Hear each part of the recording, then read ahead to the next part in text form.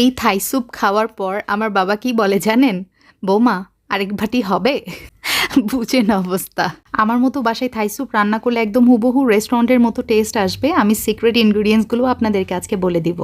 আজকে restaurant style Thai soup রেসিপির পাশাপাশি একদম চাইনিজ রেস্টুরেন্টের মতো হুবহু অনথন রেসিপিও শেয়ার করব। যদিও আমি কতদিন আগে শেয়ার করেছি, তবুও একটা ভিডিওতে আবারও দিচ্ছি যাতে পারফেক্ট একটা কম্বো প্যাক পাওয়া যায়। আমি থাই স্যুপ রেসিপির পরে একদম শর্টকাটে অনথন রেসিপিটা দেখাবো।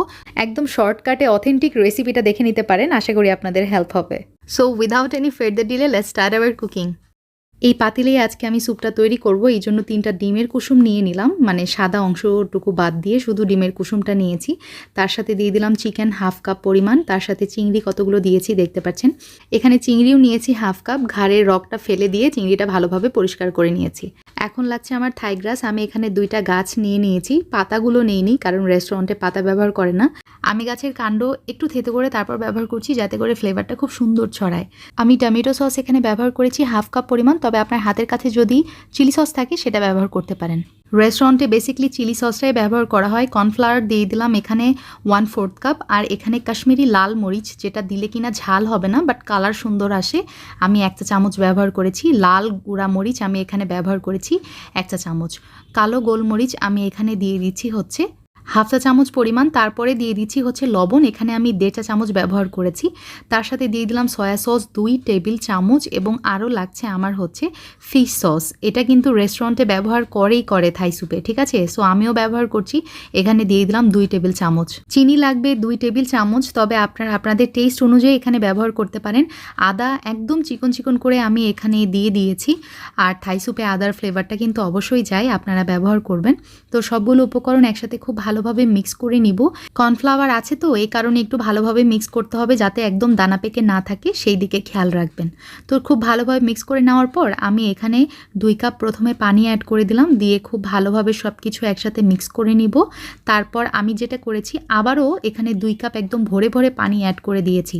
তো সব মিলিয়ে ধরতে গেলে ওরকম 5 কাপের মতোই হবে আমি এখানে পানি দিয়েছি। আর আজকে যেই পরিমাণ থাই স্যুপ আমি বানাচ্ছি, এখানে আপনারা ইজিলি 6 জনকে সার্ভ করতে পারবেন, ঠিক আছে? একটু পরপর আমি নাড়াচাড়া করছিলাম যাতে নিচে থিতিয়ে না যায়। এই যে কর্নফ্লাওয়ারটা খুব তাড়াতাড়ি কিন্তু কর্নফ্লাওয়ার নিচে থিতিয়ে যায়।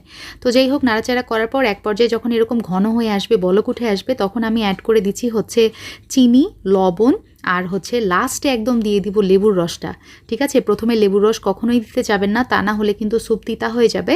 তো সেই জন্য আমি যেটা করি একদম লাস্টে লেবুর রসটা ব্যবহার করি। আমি এখানে 2 টেবিল চামচের মতো ব্যবহার করেছি। লবণ আর চিনিটা আপনাদের স্বাদ মতো দিয়ে নেবেন। নামানোর আগে সামান্য একটু ধনিয়া পাতা কুচি আর কাঁচা পাকা মরিচ দিয়ে 1 মিনিটের মতো জাল করেছি, তারপরে চুলার জালটা অফ করে দিলাম। আলহামদুলিল্লাহ, আমার থাই স্যুপ কিন্তু একদমই রেডি, একদম হুবহু মানে টেস্ট হয়েছে চাইনিজ রেস্টুরেন্ট স্টাইল। আপনারা একবার আমার মতো করে বাসায় বানিয়ে দেখতে পারেন। আমার এই থাই স্যুপ নর্মাল ফ্রিজে প্রায় 7 দিনের মতো ভালো থাকবে। আবার যখন খেতে ইচ্ছা করবে ফ্রিজ থেকে জাস্ট বের করে গরম করে সার্ভ করলেই হয়ে গেল। এখন আপনাদের সঙ্গে শেয়ার করব Chinese restaurant style authentic wonton recipe একদম শর্টকাটে। 1 কাপ ময়দা নিয়ে নিলাম, তার মধ্যে কর্নফ্লাওয়ার 1 টেবিল চামচ, সামান্য একটু লবণ, আর দিয়ে দিলাম চিনি 1 চা চামচ। সব কিছু একসাথে মিক্স করে ডিম ফেটে রেখেছিলাম তার হাফ অংশটুকু দিয়ে আবারও আমি ময়দার সাথে খুব ভালোভাবে মিক্স করে নিচ্ছি। একদম নর্মাল পানি যেটা আমরা বাসায় খাই সেই পানিটা দিয়েই একটা ডো বানিয়ে নিয়েছি, দেখতে পাচ্ছেন। এটা রেস্টে রেখে দিচ্ছি একটা সাইডে, 10 মিনিটের মতো রাখলেই হয়ে যাবে। এই ফাঁকে অন্থনের পুরটা বানিয়ে নিই। 1 কাপ চিকেন নিয়েছি সলিড মিট, তাতে দিয়ে দিলাম লবণ হাফ চা চামচ, সয়া সস 1 টেবিল চামচ, আদা রসুন বাটা মিলিয়ে 1 চা চামচ, লাল মরিচের গুঁড়া 1 চা চামচ, তারপরে জিরা গুঁড়া, কালো গোলমরিচের গুঁড়া হাফ চা চামচ করে দিয়েছি। গাজর, তার সাথে দিয়ে দিলাম হচ্ছে কাঁচামরিচ আর পেঁয়াজ দিয়ে খুব সুন্দরভাবে একটা ব্লেন্ড করে নিব, তাহলেই আমার কিন্তু পুরটা রেডি হয়ে যাবে। এই যে আমার আটাটাও কিন্তু মানে ময়দাটার ডোটাও কিন্তু রেডি হয়ে গেছে। তো এখন ছোটো ছোটো লেচি কেটে নিচ্ছি। এখন যেটা করব, খুব সুন্দরভাবে একদম বড় করে পাতলা করে একটা রুটি বেলে নিতে হবে। আমি পিজা কাটার দিয়ে কেটে নিচ্ছি, এটা ছুরি দিয়েও আপনারা করতে পারেন। এদিকে একটু খেয়াল রাখবেন। দেখেন আমি কি করছি, একটা সাইডে মানে কর্নারটা ধরে পুরটা দিয়ে দিলাম, তারপরে হচ্ছে ফোল্ড করে নিয়েছি। আর এই যে 2 অংশটা দেখতে পাচ্ছেন, এটা জাস্ট ভাঁজ করে দিলেই হয়ে গেল। একটার উপরে একটা উঠিয়ে দিবেন, একটু চেপে চেপে বন্ধ করে দিবেন, দ্যাটস ইট। হয়ে গিয়েছে আমাদের চাইনিজ রেস্টুরেন্ট স্টাইল অনথন। তো এখন কি তেলে ভেজে নিলেই হয়ে গেল। আমার প্রতিটা ব্যাচ ভেজে নিতে 8 থেকে 10 মিনিটের মতো সময় লেগেছে। ভিতরে কাঁচা চিকেন পুর আছে তো একটু সময় নিয়েই ভাজতে হবে। তো এই যে থাই স্যুপের সাথে আমি একদম আমার ক্রিস্পি অনথন সার্ভ করেছিলাম রেস্টুরেন্ট স্টাইল। আলহামদুলিল্লাহ, আপনাদের ভাই আমাকে বলছিল তুমি তো বাসাকেই একদম রেস্টুরেন্ট বানাই দিলা।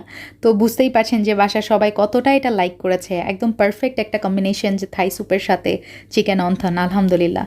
সো আপনাদের হৃদয় ফেরদৌস খান চ্যানেলকে আরও এগিয়ে নিয়ে যেতে ডু ফলো অ্যান্ড সাবস্ক্রাইব। ইনশাল্লাহ আবার দেখা হবে। আল্লাহ হাফেজ। আসসালামু আলাইকুম।